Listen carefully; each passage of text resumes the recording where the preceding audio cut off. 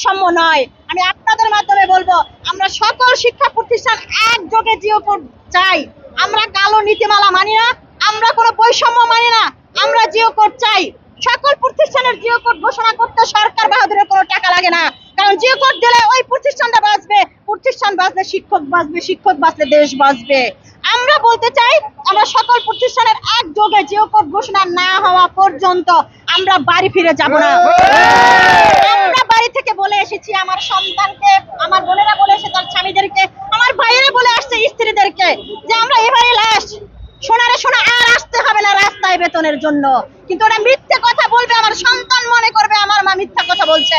তিনি বলেছিলেন যে আমি তোমার জন্য হাসি কিনে নিয়ে আসবো, কিন্তু হাসি নিয়ে আসেননি, তিনি নিয়ে আসছেন আবার সেই বেদনা। আমরা বলতে চাই, আমরা আমাদের সন্তানদের কাছে এবার হাসি নিয়ে যেতে চাই। আমার ভাইয়েরা তাদের স্ত্রীর কাছে বারবার মিথ্যা প্রতিশ্রুতি দিয়ে এই রাজপথে আসতে পারবে না। রাজপথ আমাদের জন্য নয়, আমাদের জন্য শিক্ষা প্রতিষ্ঠান। আমাদের শিক্ষা প্রতিষ্ঠানে ফিরে যাওয়ার ব্যবস্থা করতে হবে এবং মাননীয় শিক্ষামন্ত্রী মহোদয়কে অচিরেই আগামীকালকের মধ্যে এখানে এসে আমাদের সকল প্রতিষ্ঠানের জিও কোড ঘোষণা করে যেতেই হবে।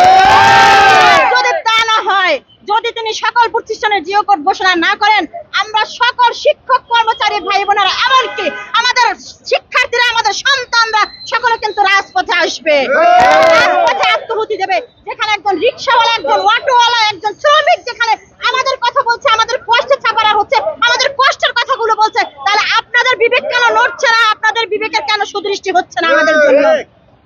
যেখানে একজন রিক্সাওয়ালা শুরু করে আমাদের কাছ থেকে 5 টাকা কম নেয়, কারণ আপনাদের বেতন নাই আপা, আজকে আপনি 5 টাকা কম দিয়ে যান, সমস্যা নাই। যেখানে একজন ঝালমুড়িওয়ালা আমাকে ঝালমুড়ি খাওয়ায় 10 টাকাটা 5 টাকায়, আপনি কেন পারবেন না মহান নির্ধারক হয়ে? আপনি কেন এমন নির্ধারক হয়ে আমাদের বেতনের ব্যবস্থা করতে পারবেন না? আপনারা বলেন। আমি লাস্ট পর্যন্ত বলতে চাই, আমাদের সকল শিক্ষা প্রতিষ্ঠানের একযোগে জিও কোড ঘোষণা চাই। আপনি বগুড়ায় আপনার বাবার নামে একটা শিক্ষা প্রতিষ্ঠান জাতীয়করণ করলেন, আমার এই নরমপ্রিয় শিক্ষক ভাই বোনদের প্রতিষ্ঠানে আপনি কি করলেন? আমরা জানতে চাই, জানতে চাই, জানতে চাই। দিতেই হবে, কারণ আমরা বাংলাদেশের নাগরিক, আমরা সরকার গঠন করেছি, আমাদেরকে জবাব দিতেই হবে। আমরা কথা বললে নাকি সেটা প্রতিবাদ হয়? আমাদের কথা প্রতিবাদ নয়, কষ্টের কথাগুলো প্রতিবাদের ভাষায় চলে যায়। ধন্যবাদ আপনাদেরকে।